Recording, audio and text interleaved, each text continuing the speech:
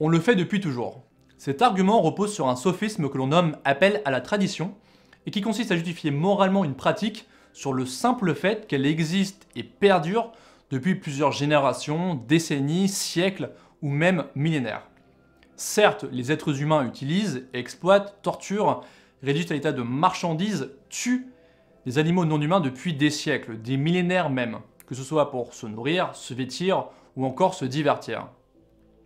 Mais de la même manière, ils utilisent, exploitent, torturent, réduisent à l'état de marchandises et tuent d'autres humains depuis des siècles. Peut-on justifier le viol, l'esclavage, le meurtre, l'excision, les mariages forcés, sous prétexte que ces pratiques existent depuis de nombreuses générations, qu'elles sont culturelles, traditionnelles par endroits? Non, cela va de soi. Et la même question peut être posée dans un contexte où les victimes ne sont pas humaines. Qu'en est-il du festival de Yulin, où des chiens sont torturés et jetés dans des cages sordides? De la corrida, où des taureaux sont mutilés, poignardés dans une arène? Des massacres de dauphins et de cétacés aux îles Féroé ou encore au Japon, et qui sont également des pratiques culturelles et pour certaines plutôt anciennes. Cela les rend-elles de facto acceptables? La réponse ne peut être que non.